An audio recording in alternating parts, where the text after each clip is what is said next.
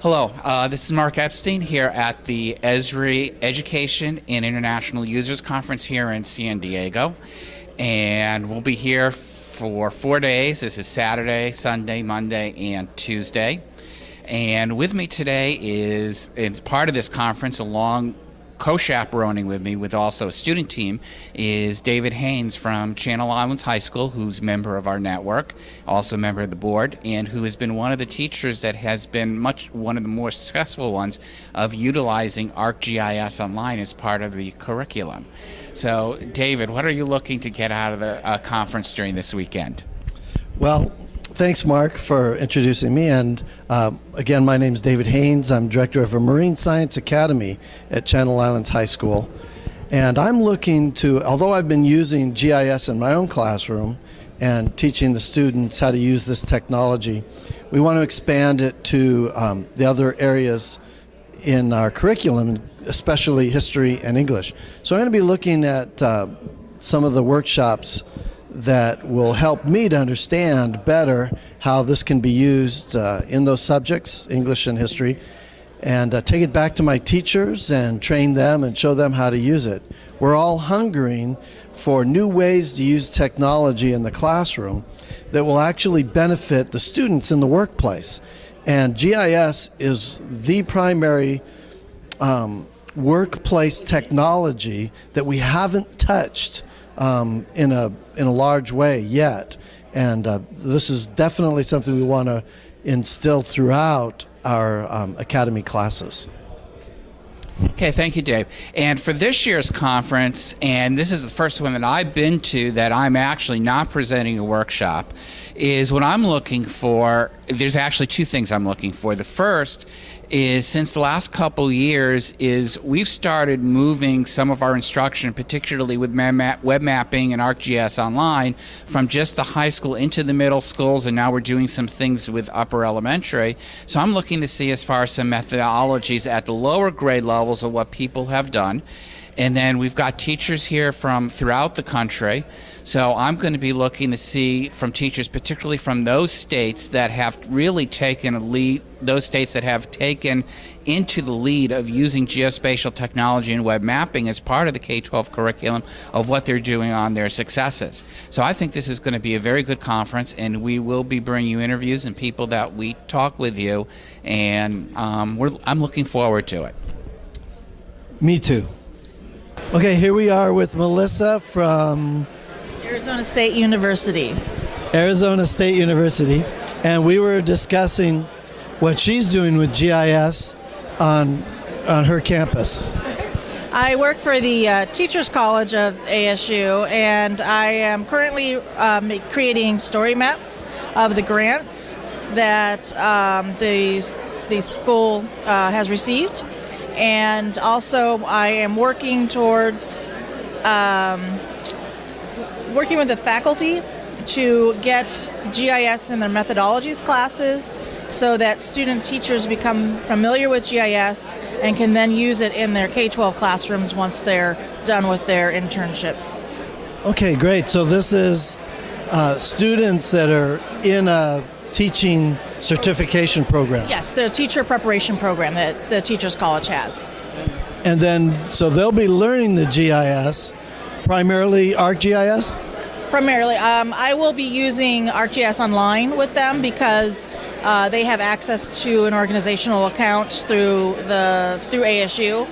And then also when they go into the classroom, they would then have access to it through the Connect Ed program. So I want to make sure I get them access to something that they have free when they go out to the field. But the other benefit too is they do a mentorship program their last year of the program, and they'll be working with current K-12 teachers as well. So if we get them to start using it, they may introduce seasoned educators to GIS as well. And so my hope is to basically infect Arizona with GIS. All right, well, thank you very much for sharing. Thank you. And enjoy the rest of the conference. Thank you. All right. Thank you. Hi, I'm here with Bill Winston from Washington University in St. Louis, Missouri. And we met earlier today in a one of the meetings here at the ESRI conference. And my question was, why should we, and this was presented to the university people, half the room was university instructors and personnel. The question was, why should we as high school teachers and lower, why should we be teaching GIS in the classroom? Well, and my response was that as consumers of information, and particularly as people who actually carry around very powerful computers that allow us daily to deal with and interact with maps, many of us don't understand any of the concepts that drive how those maps are created and the data that's actually displayed upon them.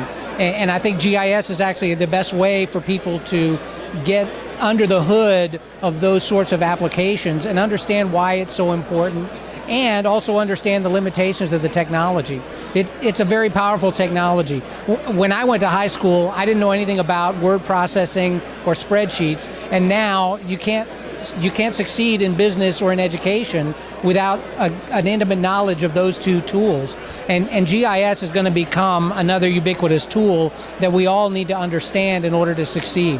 And I think in almost any industry that you get into, there are some aspects of GIS that are going to prove useful for that technology. Yeah, and that was one of the things we discussed, was how even as high school teachers now, we are somewhat limited to Google searching, to maybe using spreadsheets in the classroom, maybe going that far, word processing, and kids making a PowerPoint presentation. Yeah. And these are probably all basic tools that you need out in the business world or in college, but GIS is one of those that is, like you said, ubiquitous. It's found everywhere in the higher education. Absolutely. I mean, we use it at Washington University throughout the campus. I've got students from the medical school. I've got students from Earth and Planetary Sciences, engineering. I've even got students who are in social sciences. So the Brown School of Social Science at Washington University is one of the heaviest users of GIS on our campus, because they're trying to understand the demographics behind many of the social issues that we deal with. Where do the people live, and what are the situations that they live in, and what are the commonalities there? And those are all based on, a locational piece of information, and then relating other information that may come from different sources. But it's all about a particular place, and GIS actually ties all that together. And it allows us to bring spatial information from various sources. I can get demographic information from the Census Bureau. I can get disease information from the CDC, and bring those two pieces of information together and put them on the same map. So I can begin to look at where disease might be prevalent. Maybe there's a high rate of diabetes in a community, and I can look at the racial or economic or social demographics behind that, utilizing data sets that come from the Census Bureau. And GIS pulls all those things together. So it's almost like superimposing charts and graphs into the location and maps. Absolutely. I mean, that's what drives the symbology on many of the maps that we make. It's the actual numerical information that stands behind that picture, and helps us make the picture tell a story. So it's the ultimate integrated project. Absolutely. It is interdisciplinary as well, and so it is definitely a great tool. I highly recommend it. Well, thank you very much, Bill, for being part of us. Nice All right, nice to meet you. David. Okay, I'm here with Karanin, that I have known for a number of years from Virginia. Catherine served with me with a NASA project a number of years ago called HiGET, a high school geospatial technology training, looking at getting geospatial technology education in the classrooms. And I've always been impressed, Catherine, of what's been going on in Virginia over the last few years. And I'd like you to tell us of some of the stuff of some of the high schools, and even if they're now going into lower grades, of what's going on in Virginia. Well, thanks, Mark. Let me see if I can give you kind of a rundown. Okay, first of all, the project that I'm associated with is a geospatial semester that's run out of James Madison University. And it's a course that allows our high school seniors to get dual enrollment credit taking a geospatial technology course. They get credit at the high school and they get college credit.